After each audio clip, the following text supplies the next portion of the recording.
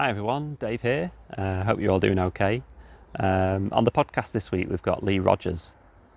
Lee is a real unsung hero of Chesterfield FC over the years. He joined us in the mid-late 80s and then stayed with us for the majority of the 90s, and his versatility really across defence meant that he clocked up nearly 400 appearances for Chesterfield.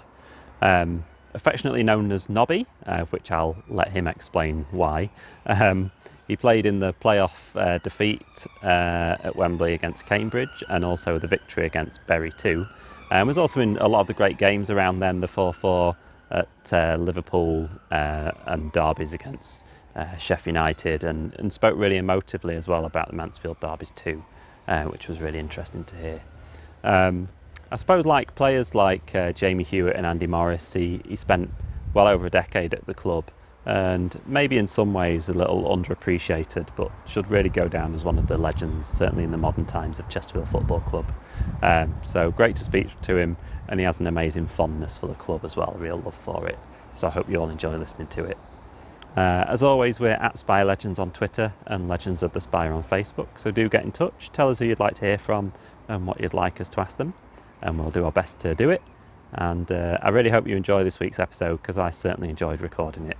This is the great Lee Rogers. Legends of the Spire.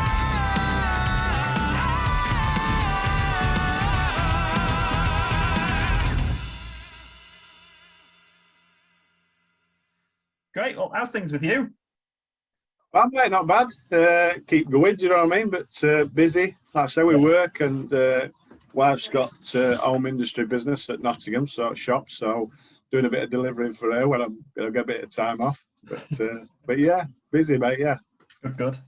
Great. Well, thanks for joining us. It was actually the first ever one of this I did was with Jamie Hewitt, because I decided to do this at the end of last year and thought it might be something nice to do during lockdown, because I work in events, so I've been furloughed for ages.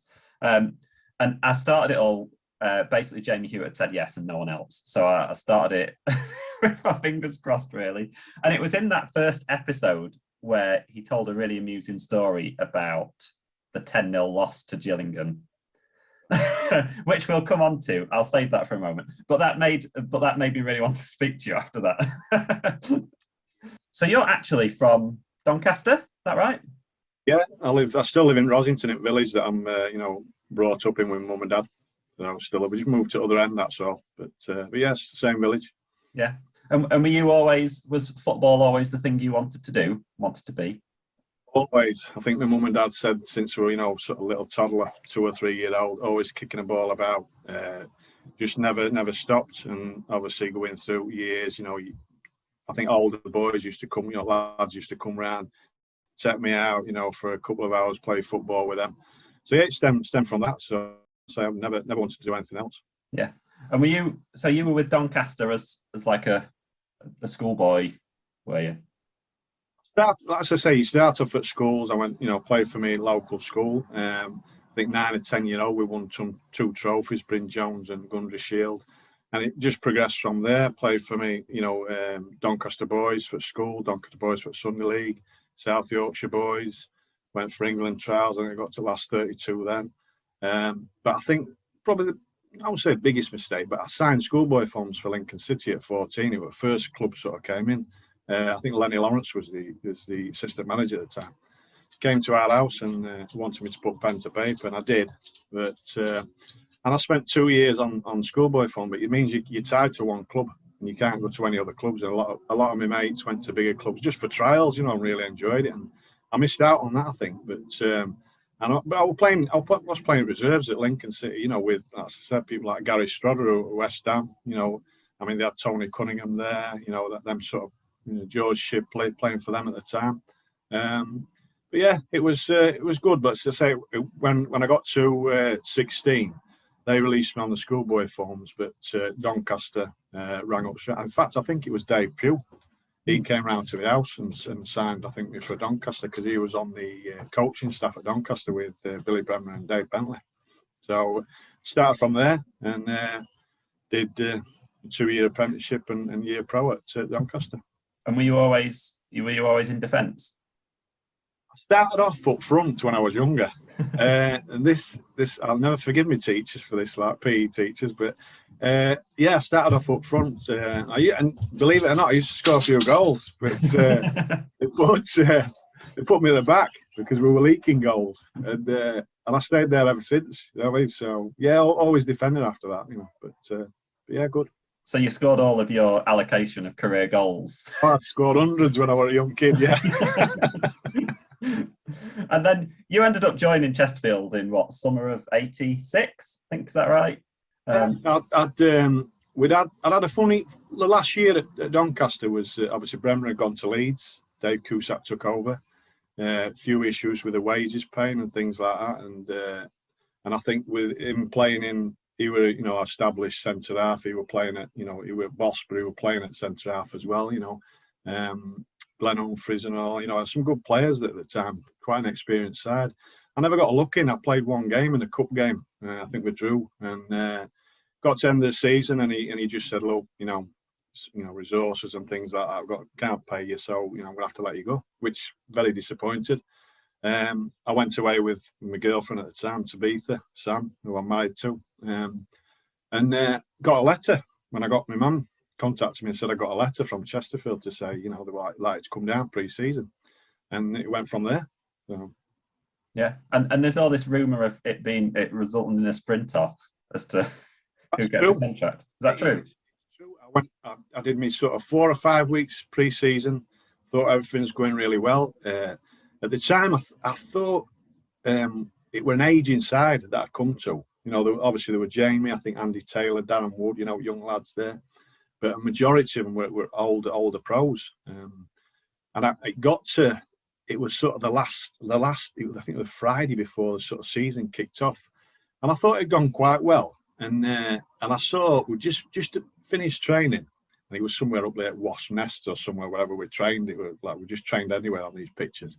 And I seen Kev Randall, bless him, talk to John and say something like, they were looking, you know, and then they just called us over, me and Scrim, and I knew straight away. I just thought, I've got to win this, you know.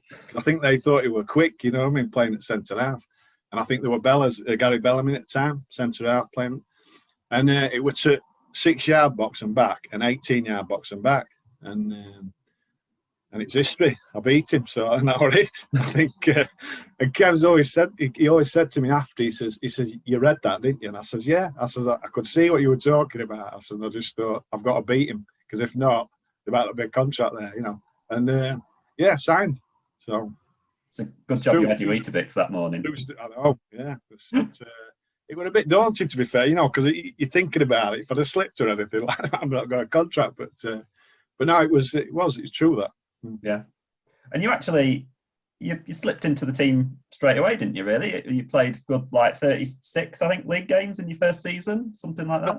I think first game of the season was Blackpool away. I was sub, and I think Charlie Williamson got injured when we played him away, and I went on for him left back, and he was quite steady that season. Got quite a few appearances in that season, and it went quite well, you know. So yeah, I'm glad of it.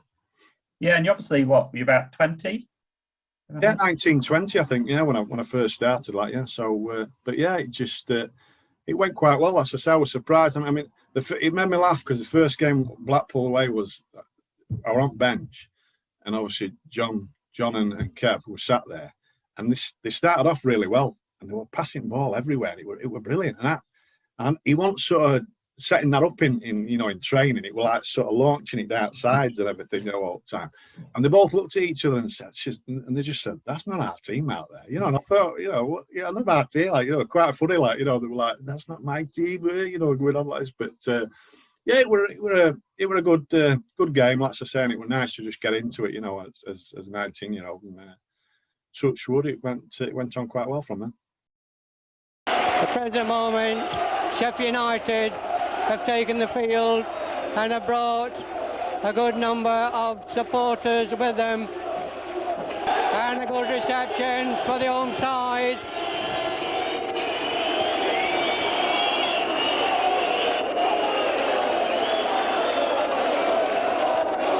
I should imagine there's a good 10 to 12,000 spectators the biggest gate that we've had at Chesterfield for quite a while. Head by Todd, picked up by Morris, out to his right to Ely, cutting inside, push the ball out to Lee Rogers, cross coming in, goes Morris! Yes! A lovely goal! And then, yeah, I wanted, so those early seasons, they were kind of a bit of a struggle, I suppose, in the league. But there were some highlights, like you did the double over Sheffield United. I think that was maybe the season got relegated, maybe. So there were some highlights in those seasons, weren't there? Well, I mean, as I say, that were great results against Sheffield United. You know, obviously, you know, local teams, you know, not far, just up road. And obviously, they were a big team at the time when all they come down. But it was great to get good results over them. But it was, that season, I think, you know, we were hit and miss all the time. And I think there were a lot of changes at club, you know, with players and staff and that. So, very disappointing to go down. You know, I won't wish that on anybody, but sometimes it just happens for a reason, and you know, hopefully you bounce back from it. Yeah, and I wanted to ask you as well about the Mansfield Derby around then, because obviously I know the Mansfield Derbies from like this century from going to watch them as a fan, and obviously it's got a political background around miners' strike, and obviously back then it was incredibly current and it was a reality. So what were the derbies like back then? Quite fierce. I mean, obviously, my father was a miner for 33 years, so it was quite close to me, and in fact, I still get emotional there. Sorry about that. No, that's okay. It was. Some of the games were unbelievable. There was so much going on in the games. You know, as I said, Nottingham and South Yorkshire, because you know. Don't get me wrong, I think families were struggling, you know, and whatever they decided to do, that were down to them. But I'd gone through it with my mum and dad, and it was hard, you know. Sorry about this, I don't get upset about it. No, you're it's a long, take long time ago, but yeah, there were some really good battles, you know, and you could tell coming up to a game. I mean, you had a lot of players who swapped from other sides, you know, came from Mansfield to Chesterfield, and Kev Randall were at Mansfield at the time. So there were a lot of banter. And that's the same. Stanty from Phil Stanton, who played up front, you know, really hard centre forward to play against, like, you know, and he'd give you some stick, like, you know, but you had to give it back. And it's like I said, Paul Allen, Dutch had come from there and all, but. Yeah, there were some really tough games, and it were great to get one over them. You know what I mean? To get the win, it was fantastic. Like, you know, and but yeah, some really good battles against them in the day. Like I said, great for the fans and all, especially if you got the result. You know, but, you know, my dad worked 33 years there. We went through a strike for 12 months. I used to go around back at pit with my dad on bike with sacks. You know, we used to sieve all coke. I was 17 years old then. You know, I was apprentice at Doncaster when it happened. So I saw that side of it, you know, it really hard, and people living with no money, you know, families split up, things like that. It's just, and it just got you, you know, when I played against Mansfield, I just felt, God, so passionate. And like I say, even now it's affecting me now, it's just daft like, but it's just one of them things. It just lifted you a little bit, you know, and I probably, against them, I probably wanted to, you know, do a bit more. And a bit better on the day, like, you know, hopefully get the win. So yeah, you fling yourself into the tackles kind of a bit more. yeah. I don't know why. It's funny, and it's just even talking about it now, it just gets you worked up, and it's probably a daft thing, but it's just way I saw it then. It just that's the effect it had on you, and you just wanted to get a result over them. You know, I just wanted to beat them, and I hated it if I lost against them. God, it were a nightmare coming home. I wouldn't speak to a missus for probably 2 days.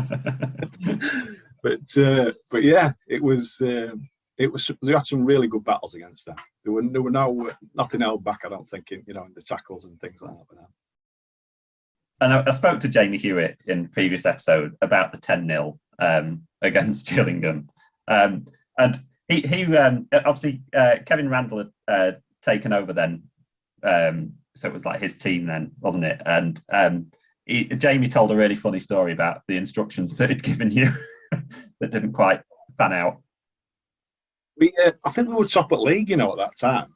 I don't think we'd conceded a goal, and we wore a new kit and all on the day, and we'd done all training up to a week before. But I think they beat somebody 5-7, some at 6-0. They had some really good results, and we got down there, we got changed. But he told me about what's his name? They were a winger. God, I've not got his name now. Presswick or something like that. I can't remember now. And he said to me, I was playing left back, and he said to me, show him on to his left foot, because he can't kick with his left foot. He said, just don't let him go down line. And I went, oh, right, okay. So after about 3 minutes, he's come running at me, and he's gone. I've showed him inside, and he's hit this screamer from about 25, 30 yards, top corner with his left foot. And I just looked at Ben to say, I thought he said he couldn't kick with his left foot. You know what I mean? And he just hit top at stanchion, like, we're 1-0 down. And I was like, I just couldn't believe it. And I think then a couple of minutes later, they had a corner, and I think he scored another one, from corner. And it was just horrendous. I've never played in a game or felt so embarrassed in a game after. I mean, we got it.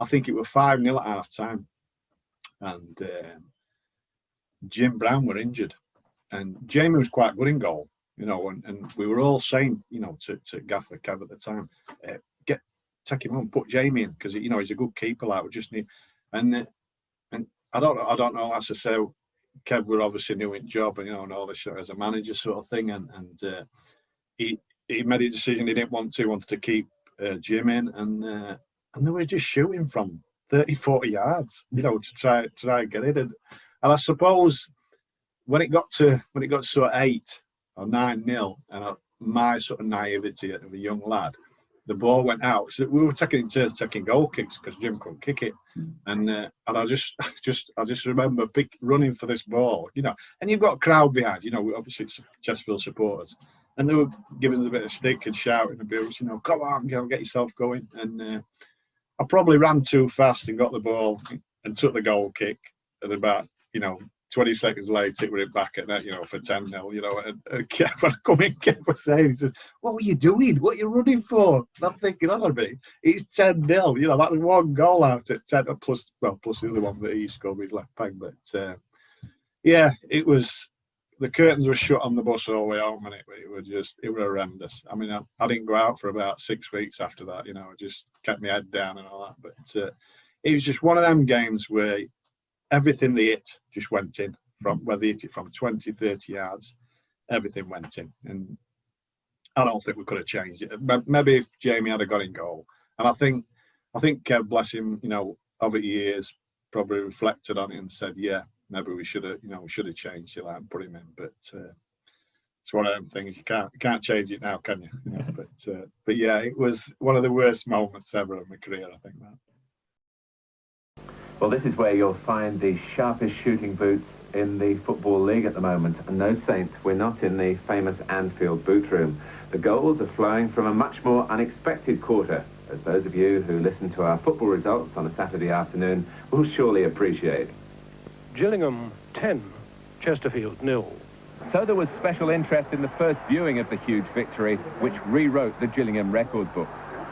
A flying start, Howard Pritchard scoring in the second minute.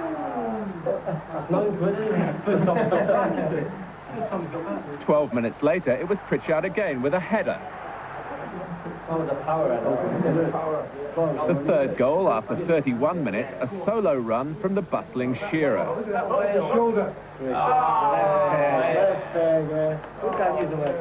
And 6 minutes from the end, Gillingham answered the crowd's call for double figures. The 10th goal from defender Colin Greenall. And yeah, then obviously, like you touched on, you had the relegation. So that's the 88-89 season, isn't it? And then there was the chance to bounce back, kind of first attempt, which kind of ended in a trip to Wembley, which didn't really go to plan. So, I mean, what was it like, that Cambridge, that season first? What was that season like? It was Good coming back. I think Artie took over. I think Paul Artie took over. Chris McMenemy brought a few new ideas in. You know, and obviously he was a bit of an influence. You know, he came in the room. He had a bit of a aura about him. You know, he was a big bloke. But training were good. Training were good with Chris. You know, we enjoyed it. Got the lads together, and I thought it went well. And obviously we got to the playoff. But then obviously Dion Dublin popped up and scored, you know, late on, you know, from a corner. And it was quite sickening, really, you know what I mean? Because, like I say, you got that far, and for them to take it away from, you know, from that, for that one goal. But I think it was good, as I said, because that set lads, it brought lads together. Obviously disappointing losing, but it brought the lads together. And it were a good time, but like I said, it's not very nice losing at Wembley.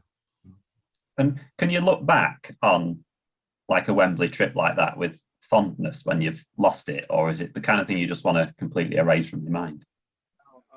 Like I said, people ask me, even when I finish football, they've said, oh, you know, some people who don't know me or, you know, just met me and talk about football and say, oh, have you had some good times? And I've said, yeah, I played at Wembley twice. And they're like, what, have you? I said, yeah. I said, and you think, some top players never play at Wembley. Do you know, they'll go through all their career. And even though we lost, you can't take that away. You know, you going on there on the day and got the fans there and they're all backing you. I know you lose and it's disappointing, but to say you've gone and played at Wembley, you know, it's just fantastic. And no, I would never raise anything like that from man. As I say, I think it was an achievement to get there. You know, and like I said, some experienced players don't get there and never get to play on that setting. So no, I really enjoyed it. And as I said, disappointed we lost, but.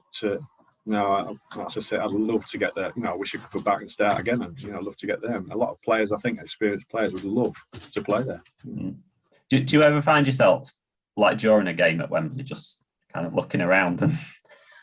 Yeah, I think the probably that first time, you know, it was a bit sort of daunting, you know, because you look round, you're looking for your family. You know, it's first time you've been, and it was a fantastic place, like, you know, and to go on there and play on there, yeah, you do sort of get lost with it. And I thought the game went really quick, you know, I never really sort of enjoyed it, you know, sort of that looking back, because it went that quick and you think about it. But and obviously then you forward on a few years later, you play again, and I really took it in that time, you know. I had a look around and really sort of enjoyed it. So in fact, they even got.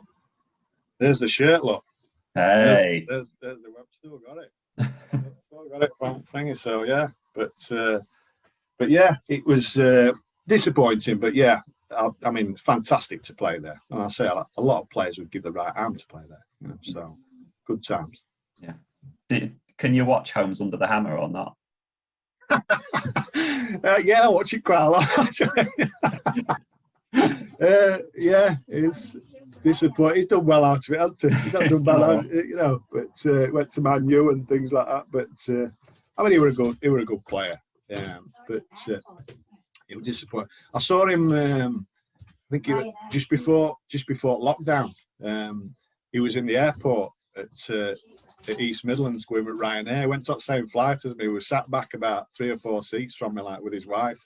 But he got hammered by, you know, all football blokes on plane. They were just asking him question after question, all way to Portugal, you know. So he was probably glad to get off, like, you know. But yeah, he did well out of it, like I said. So, but one of them things. It's a bit disappointing, but great to play there. Yeah, and I was going to ask you about your position, because you've played kind of fullback and centre back, haven't you? So I wondered. Did you find it quite easy to switch between where you were playing in defence? I think that's probably one of the better things about myself, was that versatile. I could play, you know, left back, right back, centre half, or sweeper, you know, sometimes in midfield. You know what I mean? So, you know, and I think probably managers look for that. You know, some managers, you know, want some versatile players to play there. You know, in case you're struggling, like, or somebody's good out for long term or injuries, and then they can stick you in there. You know, so. But yeah, I mean, I enjoy. I mean, the left back, I always used to want to cut back onto my right foot.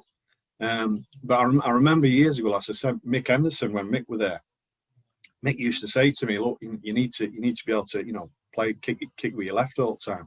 He says, as well as you, right? And I says, yeah, I know. And he came back in afternoons and he used to pink ball into me and he'd chest it or, control it onto my left foot, take it out and just ping it down line to him all the time.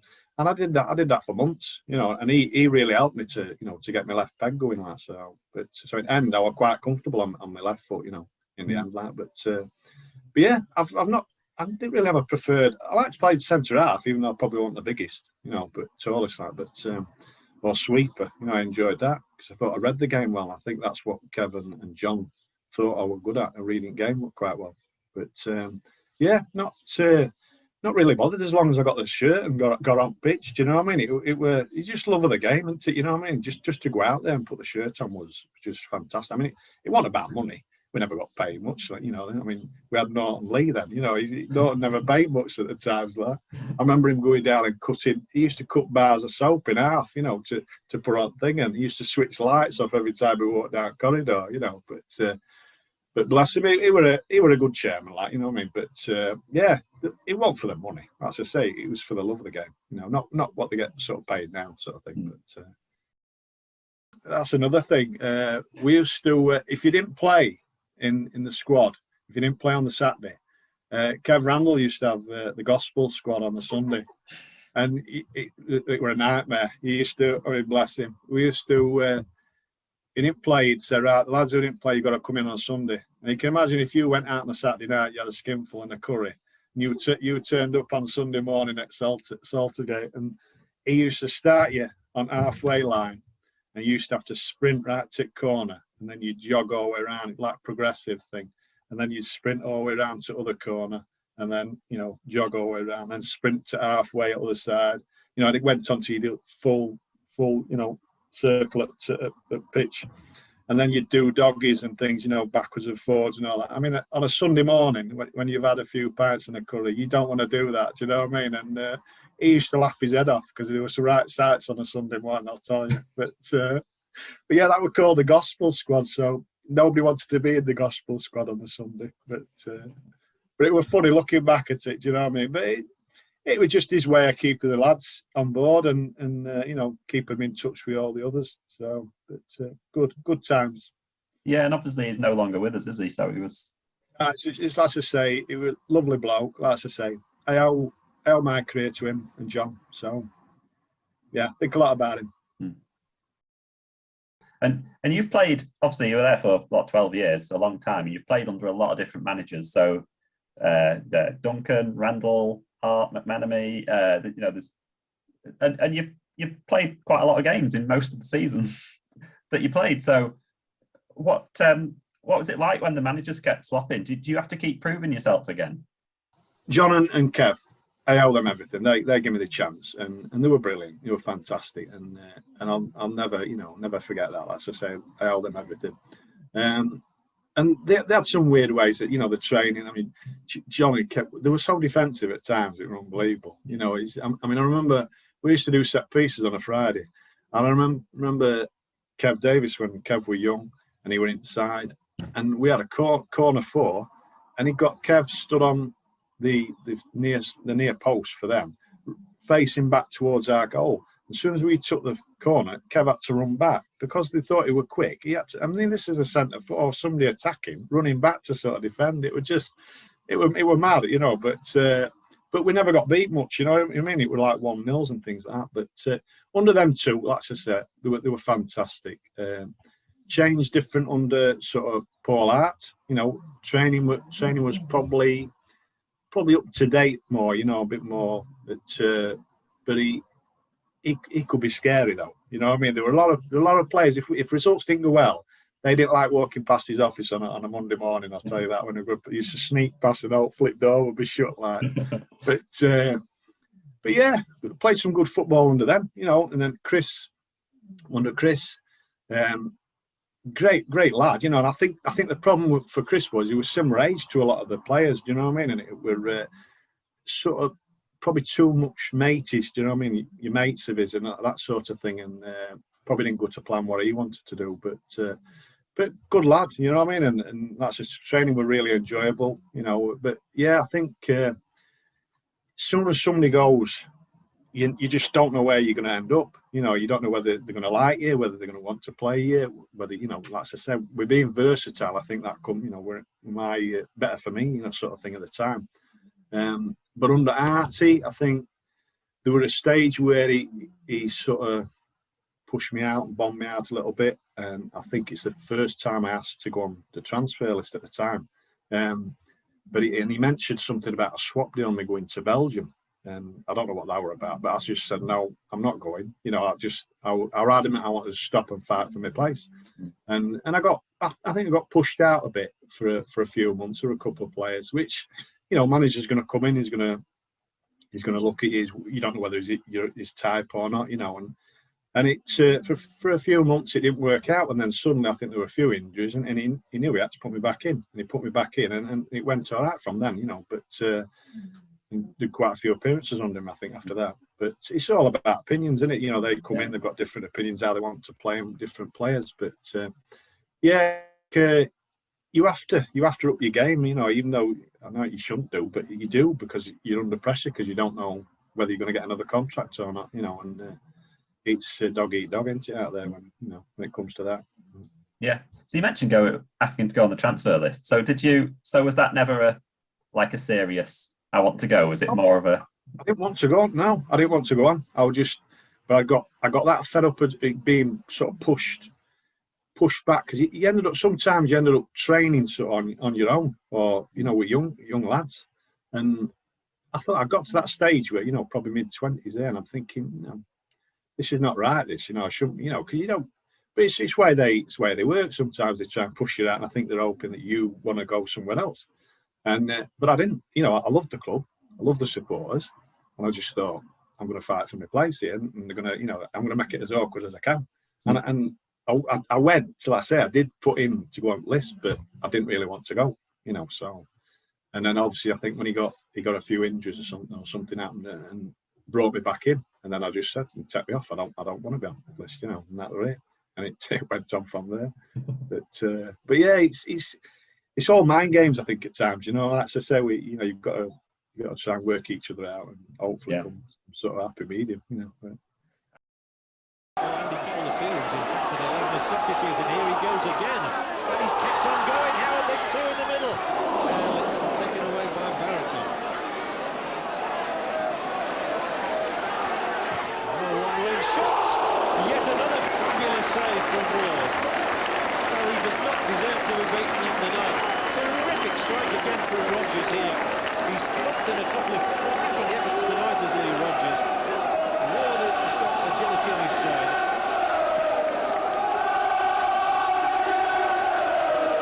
A superb goalkeeper, but he's been beaten again by Nicky Law, and can you believe it? Nicky Law, the defender, the captain, the goal scorer.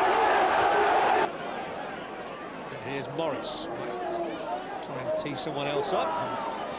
It's surely a goal, has to be, and Chesterfield are on their way to Wembley.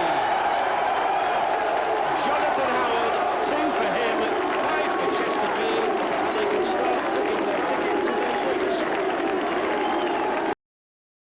Throughout your time at Chesterfield, so you've always lived outside of Chesterfield, I take it. So I wondered what kind of, we always hear about footballers, you know, sharing car journeys and stuff like that. I wondered who you've travelled into training with over the years.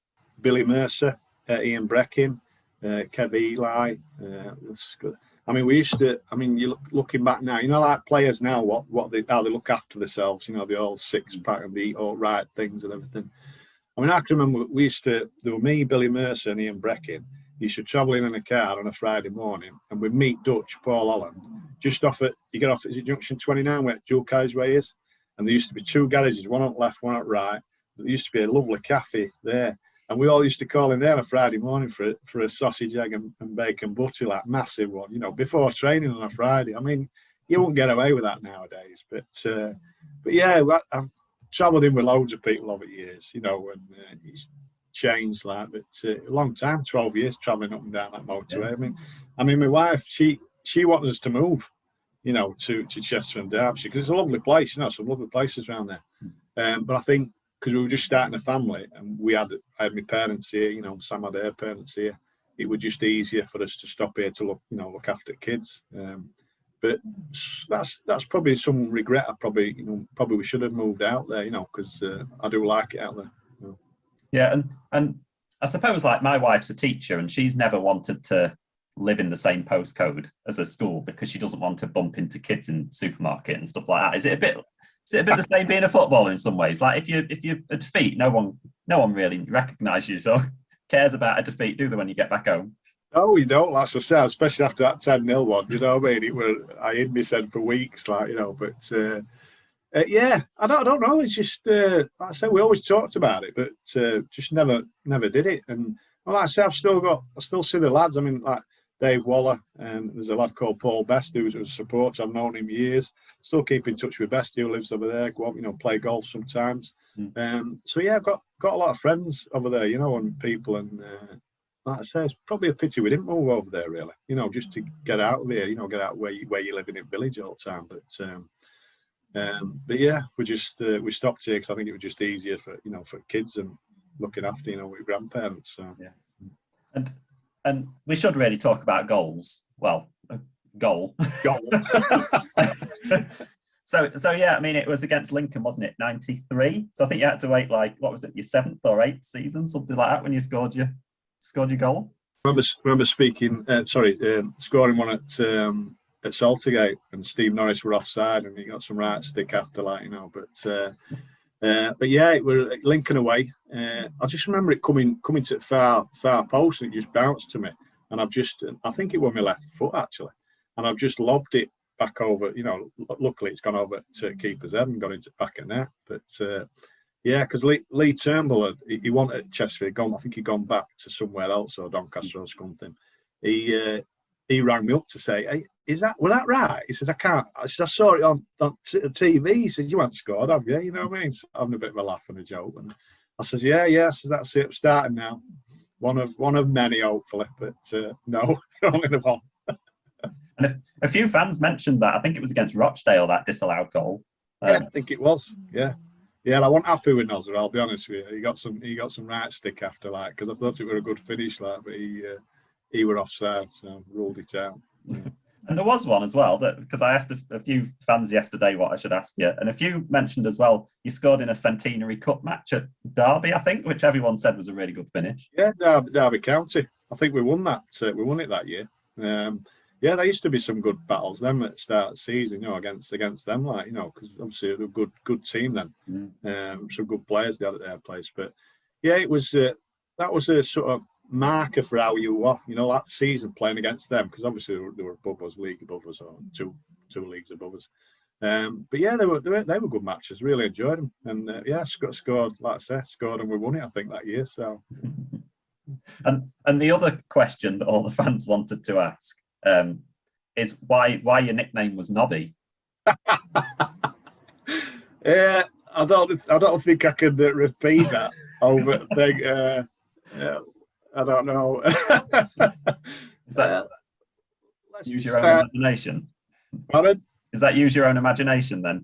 Yes. I think they better do. Yeah. Yeah, it was just obviously I turned up at changing room one day, and and that was it. I got nicknamed that because of a certain reason,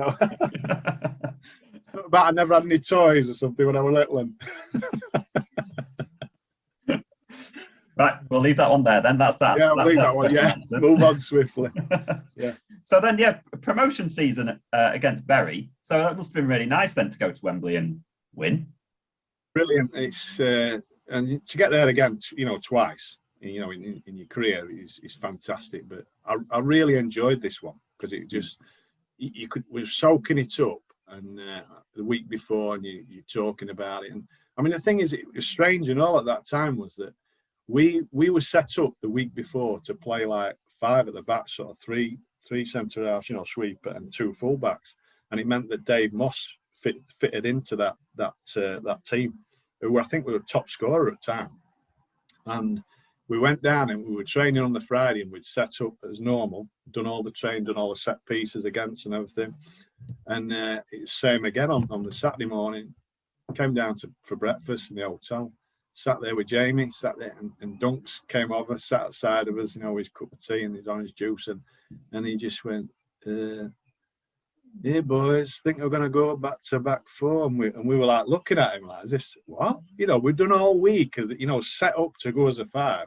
And I think as soon as he said that, we knew Dave wouldn't be involved, Dave Moss, because we played around that, you know, where he sat in the middle. And obviously it was devastating for Dave, you know, because I think he was say top scorer at the time.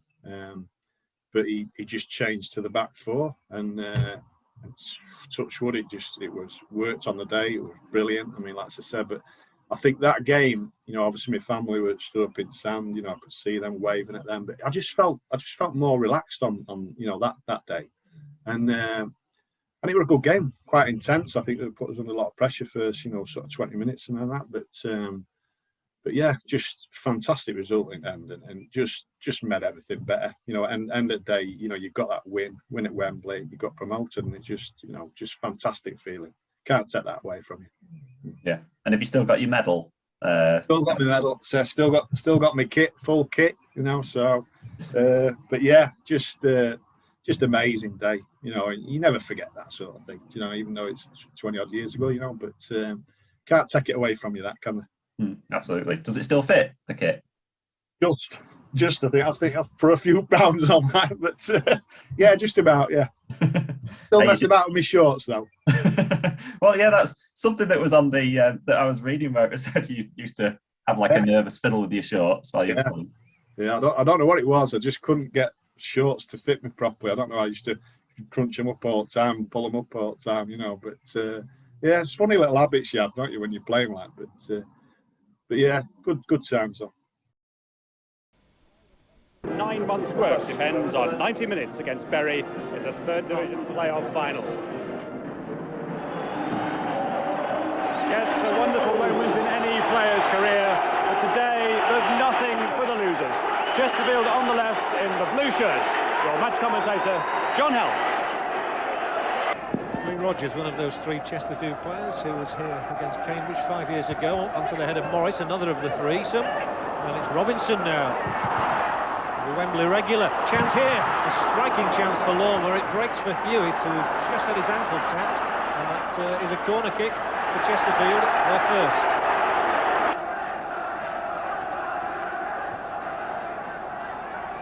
Nicky Law. It is long, there's Morris, and here's a goal maybe. Yes, Chesterfield score! Marvellous moment! Chesterfield take the lead from that ploy that has worked so often. And Chesterfield are promoted to Division 2. They get their just desserts. The side that finished in third position in the table is promoted. Yeah, and then you actually got to testimonial season, didn't you? You had a testimonial against Forest. Yeah. You're probably one of the players that's a bit more of an unsung hero, rather than, you know, some people can make themselves heroes in a half a season by scoring a hatful of goals, but you're probably one of the unsung heroes of the year. So it was quite nice to have that testimonial. Yeah, it's fantastic. I mean, like I said, obviously did 12 years there, but 10 years, and like I said, I knew I wasn't the best player in the world, but I just give 110%, you know. And I knew what I could do, and just tried my hardest, you know what I mean, to fit in and do a good job for the club. But yeah, it was after 10 years, you know, Norton, you know, and Barry Hubbard, they granted me the testimonial.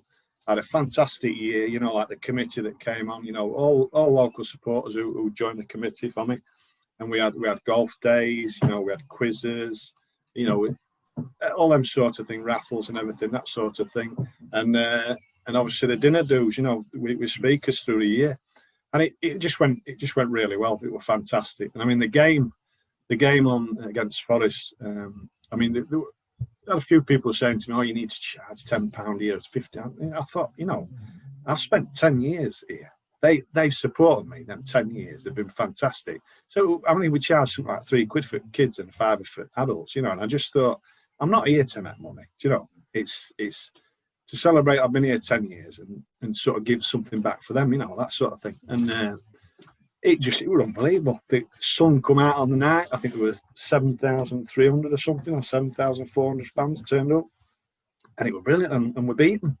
You know, it's just unbelievable. You know, but just fantastic experience. You know, and as I say, it's memories like that you just can't take them away. You know, fantastic. And I think one of the things after that made it was nice that I went to the changing room, Notts Forest changing room after. And we did like little medals for obviously every player that played in it. I mean, they weren't fantastic, you know what I mean? But it's what they got at that time. They're in a little, box thing they put. And I remember one of the Forest lads threw it on the floor, and the door were open. I know, and what you call it, Stuart Pearce, just absolutely went balmy at this kid. And he says, get that picked up now, and he just said, don't you ever show any disrespect. He says, that lad has spent 10 years here. He says, you'll be lucky if you spend a year at somewhere else. You know what I mean? And he really berated him. And I thought really nice, really good. And then I went inside, and obviously they got like a silver platter handed to them and all the little medals and stuff like that. But it was nice for him to sort of stick up, for somebody lower league who, it's not going to go where they played, play for England and stuff and all this like. But it was just nice of him to sort of stick up for somebody who'd done 10 years.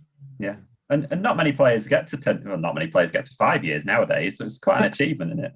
It's, yeah, there's that loyalty there. I think they're just, they club hopping all the time. I mean, it's gone mad now. With the money sort of situation and stuff like whatever they earn, it's just frightening what they earn now. I mean, in my day, like I say, you want for the money. You played for the love of game. I mean, I know big Andy Morris. He got his 10 years in there. It's a similar sort of thing with Big Andy. But yeah, I just love the club. I didn't want to leave. Do you know what I mean? And that's obviously when I went through the bit of a sort of bad patch with Artie. That's when obviously I put the transfer request in, but I didn't want to really go. But I just thought it might just change things, and it did. But no, I love the club and I still do now. It's fantastic. They've been great and the supporters were brilliant. Like I said, for 7,300 or 400 to turn up, just unbelievable on the day. Great, fantastic. Yeah. And we should talk about the FA Cup run, because I mean the from a fan's perspective, from my perspective, like the second best thing to playing in all the matches is being a member of the squad and kind of having that inside view of everything. But I mean, it must be still frustrating a bit that were you a substitute or on the bench for one of the earlier rounds, I think? I can't think, looking back at it, because I were injured at the time, I think, and I was coming through back through my injury. I think there were early rounds, I think we were involved in some, I can't remember now, but I got injured. I did I think it was my patella tendon. I'd torn that. And it was frustrating, but like I said, come to that end of that season, that's when I just sort of got back to some sort of fitness, but I couldn't train every day, do you know what I mean? But Dunks and Kev, they took me in the squad, and I didn't know whether I'd get on the bench on the day, it was just one of them things. I think, I'm not sure if Daz Carl got on, I think he got on the bench, I think, on that day instead. But just being involved in it, I mean, tremendous run and could have been through to the final, to be fair, like when you think about it on the day. But great sort of period for club, and for fans and everything to get to that, it's just unbelievable. And just to be involved with it, as I say, never go out of my, it's in my mind all the time, about being involved in the club at that time.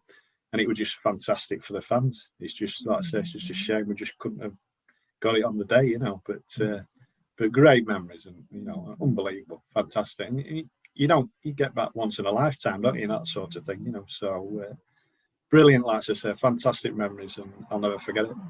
Yeah, so who were you sitting with at Old Trafford? God, I can't even remember. I think it might have been Steve Gorney or something, a few other lads, but I just remember you just jumping up all the time, every time, we scored, and that it was just unbelievable. I mean, like I said, even with John, his glasses flew off and stuff or whatever. I think they were Kev Randall's glasses, actually. I think he'd forgot his own glasses, so he borrowed his off him. But yeah, it was unbelievable. And like I say, something that, the lads can cherish, Yeah, and you played with some real personalities over the years, didn't you? through various different years at the club. Who were the personalities that really stick out for you over those years? There was some. I mean, Dave Caldwell. Remember Shaggy? He were a right character. He was like, But when I got to the club, I mean, like true professional. Ernie was there. Ernie Moss, absolutely legend. Like, and just.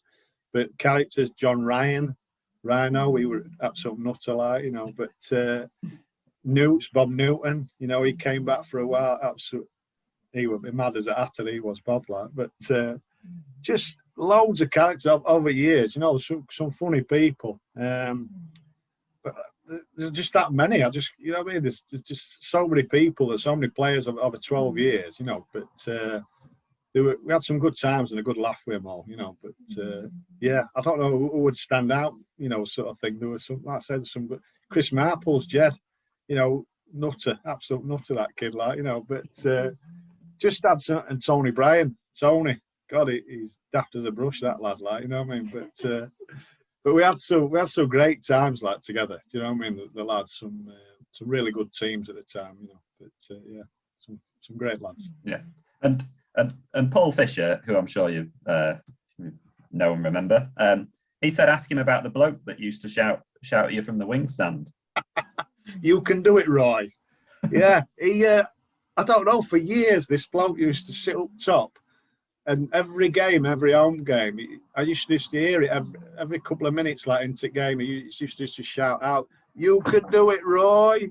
He used to shout it all the time. I don't know who it was, but it was quite funny. But yeah, it lasted for years. That, but and I did it once away at Lincoln. That's it. Because I think that's what it was. You could score, like, you could do it, Roy. But yeah, good times. Good times. And then yeah, you get to your final kind of couple of seasons, and like you say, you didn't really play much, probably because of injury and stuff. And you actually, your last game at Saltergate, you spent it in net, didn't you? Yeah, it's a bit weird, that, isn't it? I think it was Billy Mercer who got injured, I think, at the time, and they came in and they were discussing it. I think it was at half time, and normally Jamie goes in because he was quite a good keeper. And I don't know why I said it. I just said, yeah, I'll go in if you want that. And they were like, are you sure? I says, yeah, I'll go in, And but it was quite funny because I think you get carried away, quite nerve wracking, because I got outside and a couple of lads were firing balls at me all the time, just to get them before second half kickoff.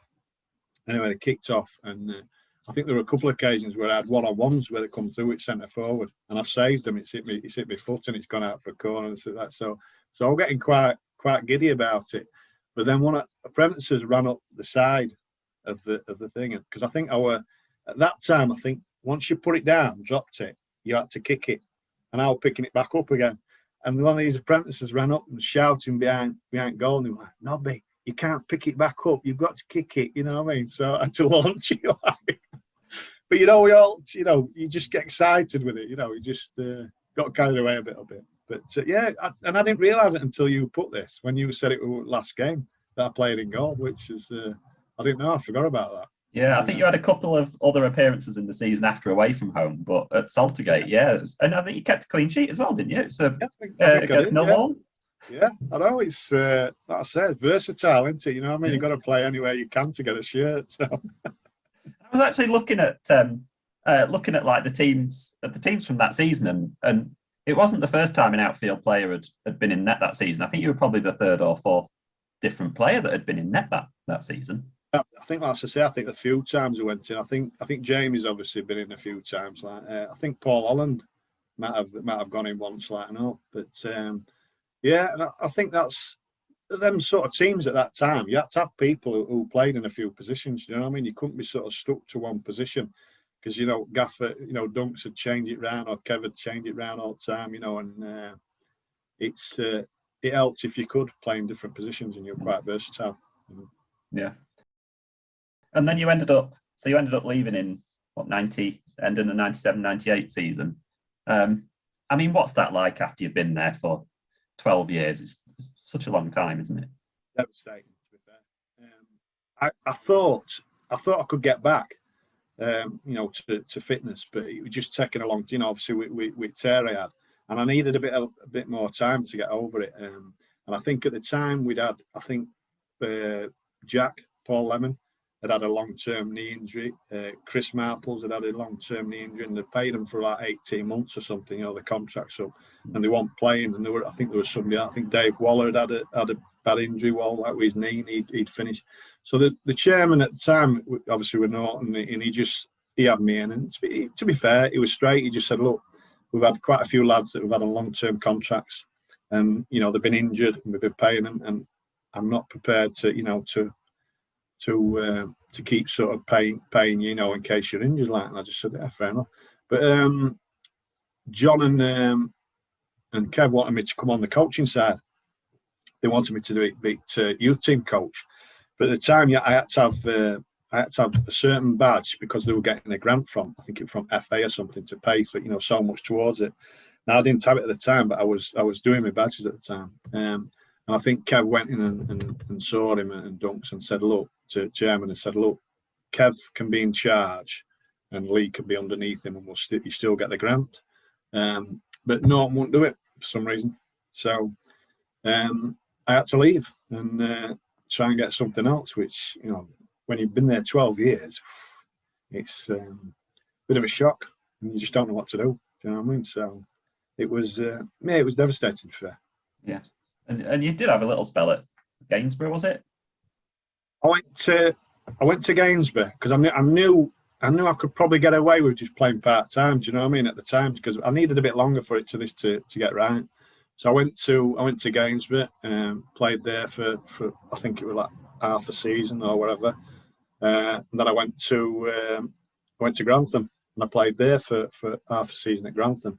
But at that time, Lee Turnbull had gone up to Barra and Furnace, with Kenny Lowe, and he asked, he said, "Do you want to, would you come up there if we put 7 days in for you?" And they did, and I went up, played at Barra for till I was 37, up at Barra, because my knee was standing up to part-time football. It wasn't. I think full-time football, I'd have needed probably another 6 months, 12 months, before I got ready to do, full time. I think that's why they didn't want to offer another contract, like, just in case, But yeah, so I played on for, and I think when you're older, you read game better, and I think even playing non-league, I felt better then, at that sort of stage. But it would have been nice to sort of carry on till probably 35, 36 at Chesterfield if I could have done. But it's small clubs, what they're like. They've got no money and resources and things like that, and I could understand where they were coming from, and they've gone through that stage where they had 3 or 4 players who they were paying wages, but they weren't playing. So you can understand it on their part. Yeah, and like, still what was it, 392 first team games? Have I got that right? Yeah. I think, as I say, it's the last 2 or 3 seasons was, we had a couple of, went over on my ankle a few times, and sort of out for a while, with ligaments and that. I think that's what did it for me. I could have probably got to, maybe 450 or something, 460 if I'd have been able to sort of keep fit that last couple of years. Mm-hmm. We should mention, it's usually nice to talk about what people got up to since they finished playing. So what did you end up doing? I tried to buy and sell cars when I first finished because I loved cars, but which wasn't very good, to be fair. I was working from home, and my wife will vouch for that. She says I was rubbish. I was too nice. So I tried that for about 18 months, and it just wasn't working. It was a hard thing to get into, and it was so hit and miss, and there was no sort of regular, money coming in, and so I ended up a lad who played non-league, Mark Hine, who used to play for Doncaster and Scunthorpe. He was doing meter reading for Gasport, and he just said, "Would you do that? Because you can still play part-time football, you see." And I said, right. I said, well, and I went for an interview there, and I got that job. And that worked around football because you could go out and do like half a day, reading meters for thing, and then you could finish early and go and play part-time football, and then just make it up day after. So I did that for 3 years. But it just wasn't. It was nice being outdoors, but you were on your own all the time. Do you know what I mean? No team, and I like I say, when you've been there 12 years, you like the teamwork, you like the banter with the lads and the laugh, and it just wasn't there. And obviously, applied for the police, South Yorkshire Police, and got through to that, and been there ever since. So 17 and a half years or something now, 18 years probably. Yeah. And hopefully I'll be a delivery driver for my wife when I retire. So I've done a few trips over to Chesterfield last few weeks, so yeah, could be that. Come over in your playoff final shirt. You need to wear that while you do. Yeah, it's a treasure that I'll always keep that. It's funny really, because we've had. So you're the third player now that's got the police connection. We've obviously had Steve Ogrizovic that did it the other way round and was police first, and then we've had Alan O'Hare, who is now in South Yorkshire Police. So it's funny, isn't it, how quite a few go down that route? Yeah, well, Les Hunter went to be a police. Mick Henderson, they went. Mick ended up with dogs, training dogs. But it's just it just pays the bills and it pays the mortgage, puts food on the table. As soon as I come home from work, I just forget about it.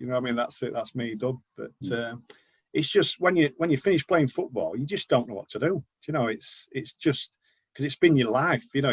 That going in the morning, at 10 o'clock or whatever, and you have the banter with all the lads and the tricks they play on each other's, when they're cutting each other's socks, when you come back out and you're putting your foot straight. You know what I mean?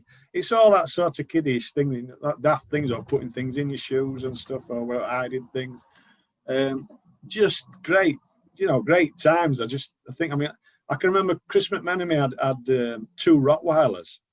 And when we used to get paid, Chris used to used to bring, especially on payday, or on a Friday, he'd bring his Rottweilers in. And at changing room is at end. There's a door that goes out at side, Saltergate, what used to be sort of yard at back. And he used to put his Rottweilers there. And then he'd go up top to office, he'd get out wage packets, he'd come down and he'd walk through the door and shut the door. And he'd just put the wage packets at side at dogs. And then everybody would go up to the top and say, can I have my wages, please? And so, no, Chris has already took them, Gaffer. And I said, all right. So we walked down and you get in there and he'd just have a big smile on his face. He'd say, yeah, they're out there, go and get them. And you open that door and there's 2 Rottweilers that are growling with the teeth showing. There's no way you're going for your pay packet.